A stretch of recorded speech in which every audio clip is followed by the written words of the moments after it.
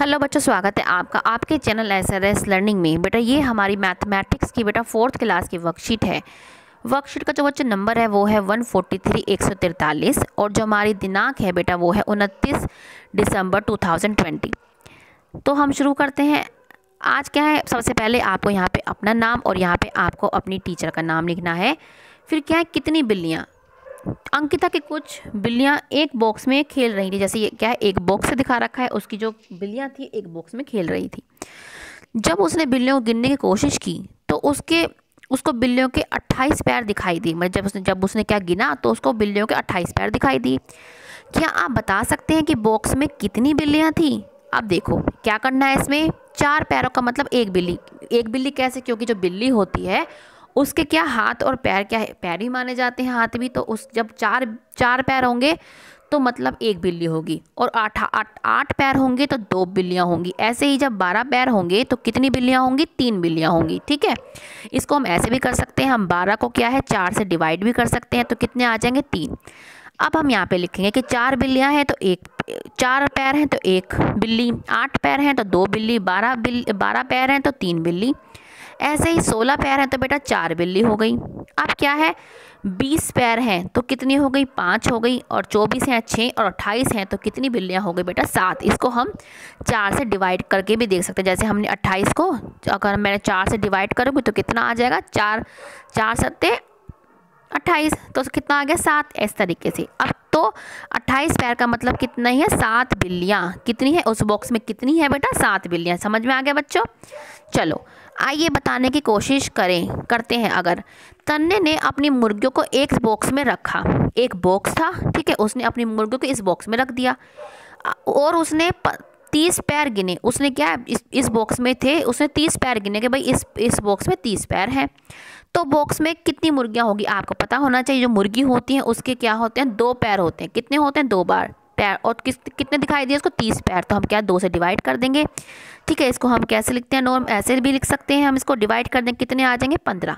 ठीक है, कितने आ जाएंगे? 15। क्यों? 2 का पहाड़ा आप पढ़ेंगे, कितना आ जाएगा? 15। तो कितनी मुर्गियाँ हैं?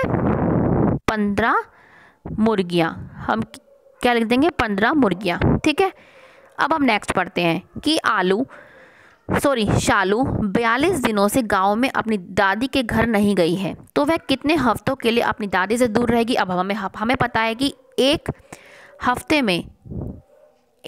में कितने दिन होते हैं? 7। ठीक है, तो हमारे पास कितने हैं? 42 दिन। तो हम क्या कर देंगे? 7 से उसको डिवाइड कर देंगे, तो हमारा आंसर क्या आ जाएगा बच्चों क्या आ जाएगा हमारा?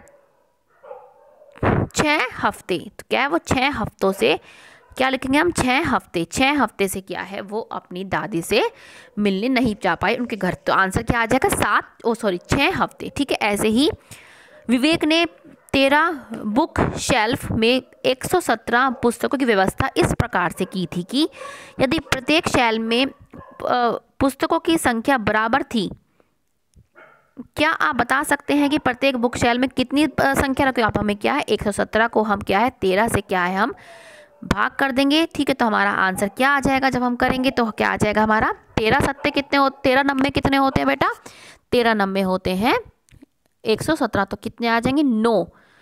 तो प्रत्येक शेल्फ में कितनी पुस्तकें आएंगी? 9 पुस्तकें, 9 किताबें। तो आप क्या लिख देंगे? 9 किताबें।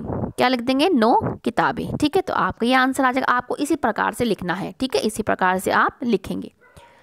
अब हम ये पढ़ लेते हैं। अभी तो आपको लिए क्या सुझाव है कि बच्चों से उन जीव जंतु के बारे में बात करें कि जो विलुप्त होने की कगार पे हैं, जैसे बाघ, चीता, गिद्ध जो है विलुप्त होना मतलब खत्म होने की कगार पे है, और इसके लिए मानवीय गतिविधि जिम्मेदार है। यह भी चर्चा करें कि इन जानवरों को विलुप्त होने से कैसे बचाया जा सकता है। हाँ बच्चों, क्या है ये? क्या है हम क्या है लगातार हम अपने क्या है पेड़ काटे जा रहे हैं, जिससे हमारा जंगल जो है नष्ट होता जा रहा है। क्योंकि ये सारे जानवर है क्या है, ये कहाँ रहते हैं? ये जंगलों में रहते हैं। हम धीरे धीरे अगर हम ऐसे ही जंगलों को नष्ट करते रहे तो ये हमें एक दिन ऐसा आएगा जब हमें ये देखने के लिए नहीं मिलेंगे। जैसे डायनासोर, ठीक है, वो भी क्या है विलुप्त हो गए। ऐसे बहुत सारी जो डोडो है एक पक्षी का नाम, वो भी क्या विलुप्त हो गया है। तो हमें अपनी गतिविधियों को कंट्रोल करना चाहिए। ठीक है, तो तभी हम अपने जो जीव जंतु और अपने एनवायरनमेंट को हम बचा पाएंगे। ठीक है, तो बच्चों ये आपकी बेटा 4th क्लास की वर्कशीट है। मुझे पूरी उम्मीद है कि बेटा आपको पसंद आई होगी। तो बच्चे लाइक का बटन दबा के